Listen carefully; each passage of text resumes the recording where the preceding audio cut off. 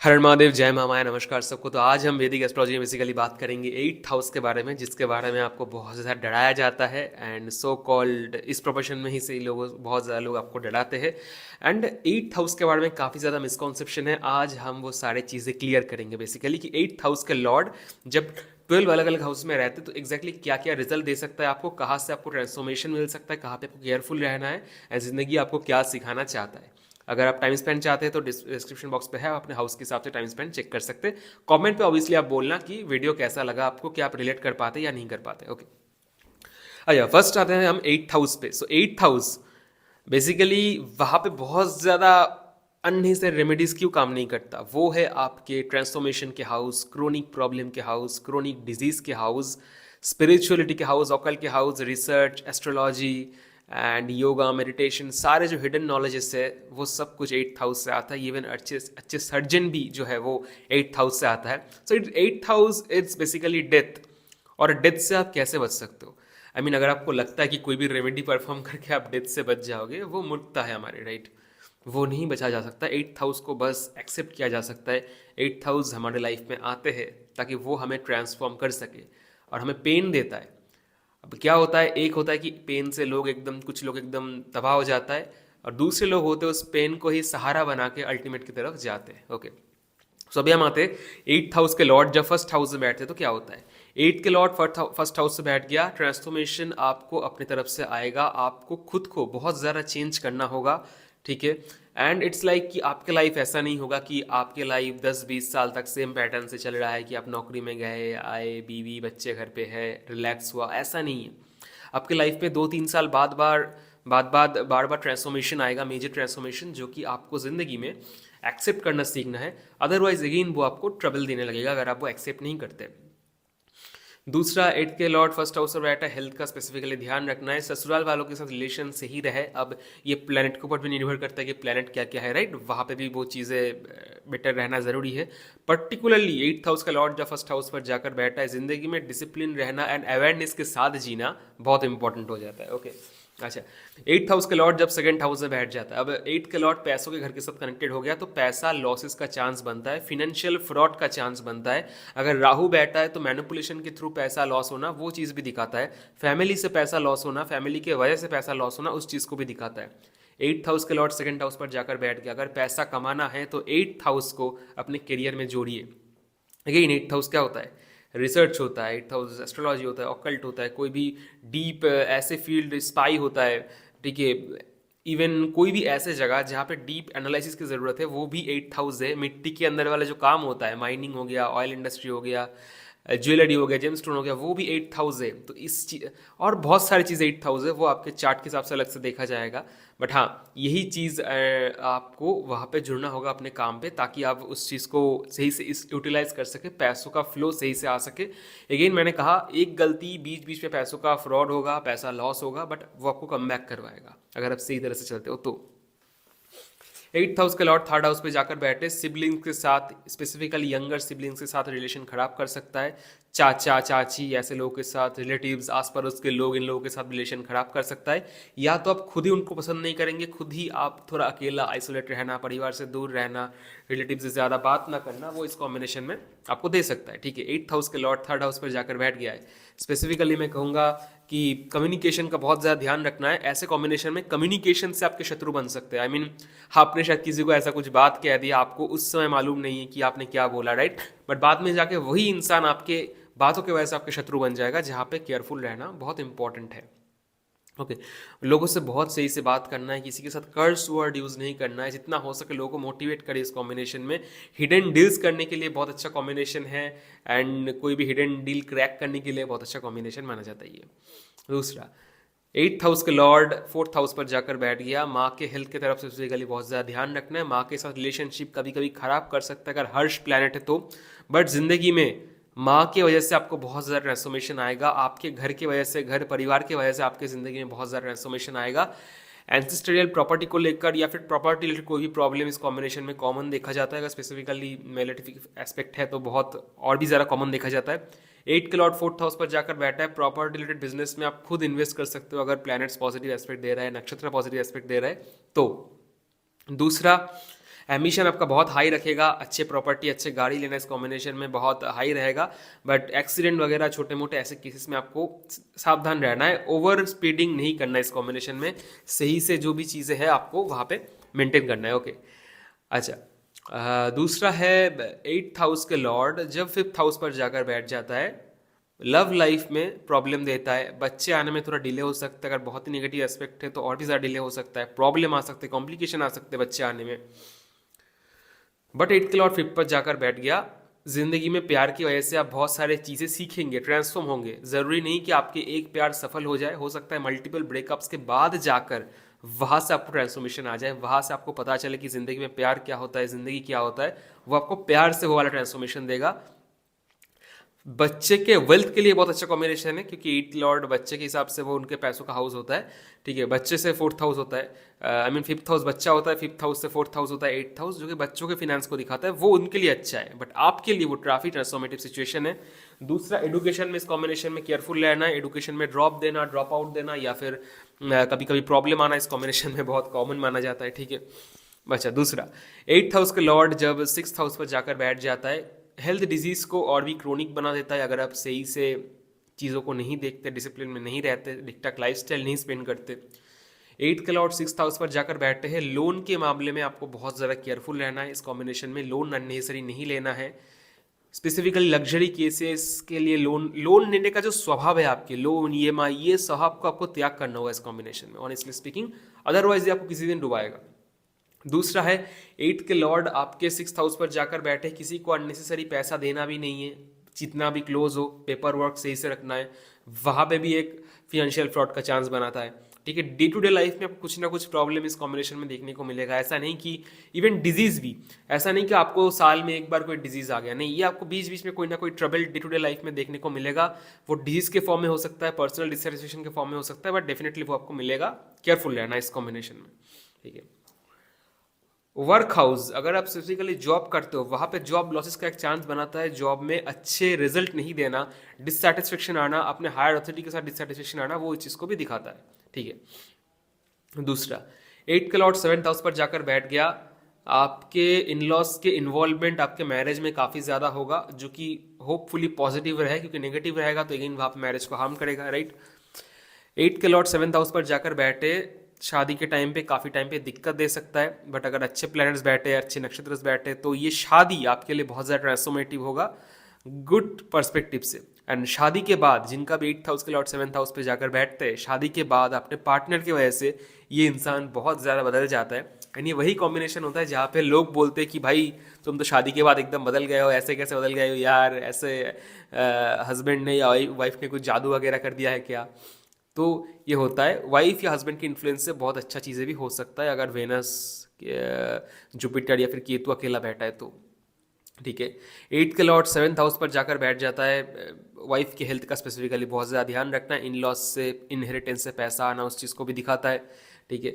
Overall partnership के लिए थोड़ा डेंजरस पोजीशन है, बिजनेस पार्टनरशिप के लिए वहाँ पे केयरफुल रहना है, अगर मेलेफिक एस्पेक्ट है तो, अदरवाइज नहीं।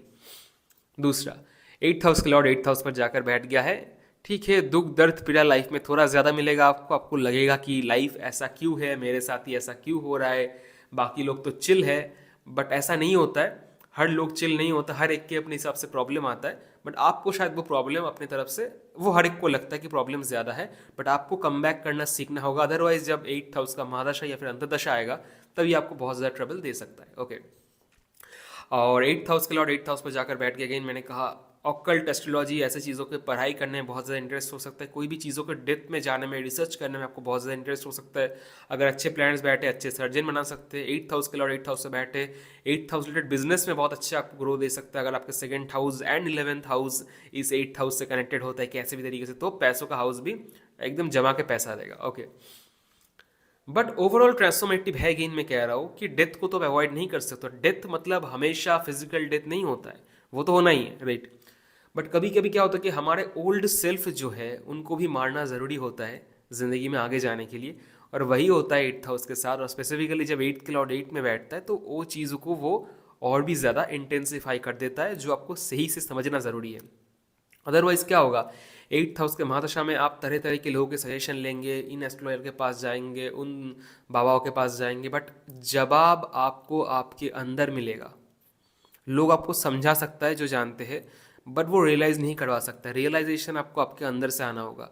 अगर आपको लगता है ज़िंदगी में आपको कोई भी ट्रबल 8th हाउस की वजह से आ रहा है, आप पैटर्न देखने की कोशिश करिए, क्या वो चीज़ है जो मेरे ज़िंदगी में बार बार रिपीट हो रहा है। वो अगर आपने एक बार देख लिया तो सॉल्यूशन भी आप ढूंढ लेंगे। 8th हाउस के लॉर्ड 9th हाउस पर जाकर बैठा है। फादर के साथ रिलेशन करवा हो सकता है, फादर के इन्फ्लुएंस आपके लाइफ में बहुत ज़्यादा हो सकता है, फादर के हेल्थ का भी ध्यान रखना है। बहुत नेगेटिव प्लेनेट है तो फादर के साथ रिलेशनशिप, ये कॉम्बिनेशन खराब कर सकता है, हायर एडुकेशन में बाधा दे सकता है, या तो हायर एडुकेशन फॉरेन में दे सकता है अगर अच्छे कॉम्बिनेशन है तो। 8th हाउस के लॉर्ड 9th हाउस पे जाकर बैठे, ड्रॉप आउट भी कर सकता है इंसान। माइंड सेट ये हो सकता है, अगर मर्क्यूरी वगैरह है, माइंड सेट ये हो सकता है कि बुकिश नॉलेज आपको ज़्यादा पसंद नहीं होगा। आपको लगेगा कि मुझे प्रैक्टिकल नॉलेज चाहिए, मुझे जानना ही एक्चुअली क्या है, मुझे आई मीन अंधों की तरह मुझे रटने से कुछ नहीं होगा, ठीक है, मुझे जानना है। वो जानने का जो कॉम्बिनेशन है 8th हाउस के लॉर्ड जब 9th हाउस से बैठता है, बहुत अच्छे से वो देता है। बट सोसाइटी के लिए वो थोड़ा ऑड लग सकता है, आपके फादर के लिए लग सकता है कि आप उनकी बात नहीं सुन रहे हो, सोसाइटी के लिए लग सकता है, धर्म के लिए लग सकता है कि आप धर्म के विरुद्ध जा रहे हो, बट वो ऐसा नहीं है। आपकी मर्जी जो चाहेगा आप वही करेंगे इस कॉम्बिनेशन में, क्योंकि आपको किसी का परवाह नहीं करना है। स्पेसिफिकली अगर राहु केतु बैठ जाए, ये सिचुएशन और भी ज़्यादा इंटेंस हो जाएगा। ओके, अच्छा, 8th हाउस के लॉर्ड 10th हाउस पर जाकर बैठे, 8th हाउस रिलेटेड काम ही होगा आपका। इन जो भी हमने पहले डिस्कस किया, वो लॉयर हो सकता है, वो डॉक्टर हो सकते हैं, वो एआई सॉफ्टवेयर हो सकता है, वो कोई क्रिएटिव काम हो सकता है, रिसर्च, स्पाई, रॉ एजेंट, ठीक है, ऐसे जगह हो सकता है जहाँ पे सीक्रेटिव मिशन पे लोग जा रहे हैं, या तो astrology, occult, NGO, social work, ऐसी चीज़ों में भी आप काम कर सकते हैं, या तो माइनिंग की तरफ बिजनेस, ऐसे कोई बिजनेस जो कि मिट्टी के अंदर से जुड़ा है, वो भी आपके लिए पॉजिटिव है। बट अगेन मैं कह रहा हूँ, 8th के लॉर्ड 12th पे जाकर बैठा है, बार बार करियर चेंज करवा सकता है इनिशियल लेवल पे, जॉब से फायर होने का चांस बहुत ज़्यादा बन जाता है, बार बार जॉब से निकाल भी सकता है आपको इस पोजीशन में अगर नेगेटिव है तो, या तो आप खुद बार बार जॉब चेंज करेंगे। जब तक आपको ज़िंदगी का राह ना मिल जाए, जब तक आपको आपके मिशन ना मिल जाए, तब तक ये कॉम्बिनेशन आपको जॉब में थोड़ा बहुत डिस्टर्बेंस, डिससेटिस्फेक्शन, ये सारी चीज़ें देता रहेगा। इवन आप बहुत अच्छे सैलरी के भी अगर जॉब करते हो, फिर भी because of job, because of your profession, कोई ना कोई दिक्कत आपको ज़रूर देगा जब तक आप उसके साथ प्रॉपर अलाइनमेंट में नहीं आएंगे। दूसरा, अगेन मैंने कहा, ऑफिस पॉलिटिक्स हो सकता है, and just like 6th house, कभी कभी रेपुटेशन डाउन करना इस कॉम्बिनेशन में देखा गया है। स्पेसिफिकली अगर सन बैठा है इस कॉम्बिनेशन में, तो गवर्नमेंट की अथॉरिटी या फिर आपके ऑफिस के हायर अथॉरिटी से आपको जो डिससेटिस्फेक्शन आना, आपके रेपुटेशन डाउन होना, वो इस कॉम्बिनेशन में बहुत कॉमन माना जाता है। 8th हाउस के लॉर्ड 11th हाउस पर जाकर बैठ गया। अब देखिए, transformation 8th house, 11th house growth prosperity, right, and 8th house हो जाता है कुछ चीज़ों को लॉस करना। 8th के लॉर्ड जब 11th पे जाकर बैठ जाता है, ये इंसान जब तक ज़िंदगी में मेजर चीज़ें लॉस नहीं करेगा, आई मीन इनके ओल्ड सेल्फ हो सकता है, कोई पुराना थॉट हो सकता है, पुराना पैटर्न हो सकता है, करियर हो सकता है, जब तक ये इंसान कुछ एक पर्टिकुलर चीज़ का सेक्रीफाइस नहीं करेगा एंड रियलाइज़ नहीं करेगा, तब तक वो ठोकर खाता रहेगा। बट अगर एक बार उसने रियलाइज़ कर लिया, तो ये one of the best combination है, क्योंकि ये इंसान की एक रीबर्थ होता है, राइट। रीबर्थ आपने सुना होगा, वो अलग मैं नहीं जा रहा हूँ, बट एक रीबर्थ होता है कि आपके एक पुराने पैटर्न थे जो आप 15-20 साल तक लिए घूमे हो, अचानक से लाइफ में कुछ ऐसा हुआ कि 15-20 साल के वो पैटर्न वो आपको रिपीट करना पड़ा, एंड आप एक नए इंसान बन गए 1 साल बाद जाके। तो वो वाला ये कॉम्बिनेशन है, ठीक है, ये आपको एक नया इंसान बना के फिर ग्रोथ देगा। एंड ये ब्यूटीफुल कॉम्बिनेशन है, क्योंकि जब तक आपको ठोकर नहीं मिलेगा तब तक आपको ग्रोथ नहीं मिलेगा। अगर एक बार ग्रोथ मिल जाए एंड अगर सही अलाइनमेंट में रहे आप, तो आपके बराबरी कोई नहीं कर पाएगा इस कॉम्बिनेशन में। बहुत ही अच्छा कॉम्बिनेशन है, बट वो ग्रोथ से पहले जो पेन आता है, वो जो ट्रांसफॉर्मेशन आता है, वो इस कॉम्बिनेशन में आई मीन डाइजेस्ट कर पाना बहुत इंपॉर्टेंट होता है। बहुत से लोग वहाँ पे होप छोड़ सकते, उम्मीद ही छोड़ सकते कि मेरे साथ ये क्या हो रहा है, मुझे पता नहीं क्या मैं सर्वाइव कर पाऊंगा, नहीं कर पाऊंगा। डेफिनेटली कर पाएंगे जिस दिन आप सरेंडर कर देंगे कि आप नहीं कर रहे, बस वो ही कर रहे हैं। वो रियलाइज़ करवाने के लिए ही 8th हाउस आता है। जब तक मैं होता है ना कि मैं ये हूँ, मैं वो हूँ, मैं कर रहा हूँ, मेरा ये है, मेरा वो है, तब तक 8th हाउस आपको नहीं छोड़ेगा, ज़िंदगी भर घुमाता रहेगा। जिस दिन आप ये सोच लेंगे, ये समझ जाएंगे कि आप नहीं कर रहे, ज़िंदगी का हर एक चीज़ ज़िंदगी की तरह से हो रहा है, आप कर नहीं रहे, उस दिन 8th हाउस ब्यूटीफुली काम करेगा एंड 11th हाउस के साथ जुड़ के आपको हर एक ग्रोथ, प्रॉस्पेरिटी, एबंडेंस सब कुछ देगा। बट आपको याद रखना इसमें आपको सोशल वर्क, सोशल क्या कहता है आई मीन सोसाइटी के लिए अच्छा कुछ करना इस कॉम्बिनेशन में बहुत इंपॉर्टेंट है। पशु पक्षी, हर एक इंसान के लिए, हर एक जीव के लिए, प्रकृति के लिए अच्छा करना इस कॉम्बिनेशन में बहुत इंपॉर्टेंट है। 8th हाउस का लॉर्ड 12th पे जाकर बैठ जाता है। अगेन स्पिरिचुअलिटी के लिए बहुत अच्छा कॉम्बिनेशन है। ध्यान, मेडिटेशन, योग जितना इन्वॉल्व रहेंगे उतना अच्छा है, जितना एस्ट्रोलॉजी ऑकल्ट की चीज़ों से इन्वॉल्व रहेंगे उतना अच्छा है। अदरवाइज थोड़ा डिफिकल्ट कंडीशन हो सकता है, ऑपरेशन का सिचुएशन दे सकता है एंड मल्टीपल ऑपरेशन सिचुएशन दे सकता है, हॉस्पिटलाइजेशन का केस दे सकता है। फायर से सावधान रहना है, शार्प ऑब्जेक्ट से सावधान रहना है। स्काई में रिस्क की कुछ चीज़ें नहीं करना है, जैसे कि आप जैसे कि आप सोच लीजिए एक होता है कि 8th के लॉर्ड 12th पे बैठ गया, ऐसे बहुत कीड़ा होता है इंसान को, ठीक है, मुझे बंजी जंपिंग करना है, ये करना है, वो करना है। मत करिए, जिंदगी प्रेशस है, इन चीज़ों में अपने आप को रिस्क में मत डालिए मूर्खों की तरह। मैं तो वही कहता हूँ, अगर रिस्क में डालना है तो अपने इस बॉडी को क्यों डाल रहे हैं, क्योंकि वो तो आपका है नहीं। आप चाहे तो एक नया बॉडी क्रिएट नहीं कर सकते, वो आपके शक्ति करेगा क्रिएट, राइट, वो आपकी वीर्य करेगा, आप नहीं कर सकते। तो इस बॉडी को रिस्पेक्ट करिए। अगर आपको रियली कोई चेंज लाना है, कोई रिस्क लेना है, तो कोई बड़े चीज़ में लीजिए जिसमें आस पड़ोस के लोगों को, इस प्रकृति को थोड़ा आई मीन राहत मिले, राइट। ऊट पटांग की चीज़ों में अपने लाइफ को इस कॉम्बिनेशन में रिस्क में मत डालिए। कभी अपने आप को सेल्फ हार्ड मत करिए, क्योंकि एक्सट्रीमली स्पिरिचुअल पोजीशन है, एक्सट्रीमली क्रूशल पोजीशन भी है।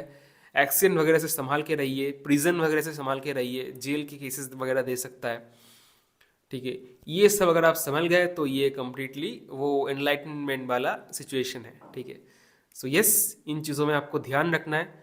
एंड बाकी आप बोलिए आपको वीडियो कैसा लगा, कि आप अपने लिए वो चीज़ें मैच कर सकते हैं, देख सकते हैं कि आपको आई मीन रिलेट कर सकते, तो ऑब्वियसली हमें कमेंट बॉक्स में बताइए। एंड अगर आप कंसल्टेंसी बुक करना चाहते तो आई मीन इंस्टाग्राम का जो लिंक है वो बायो पे दिया हुआ है डिस्क्रिप्शन बॉक्स में, वहाँ पे आप डेफिनेटली कांटेक्ट कर सकते हैं। हर हर महादेव, जय महामाया।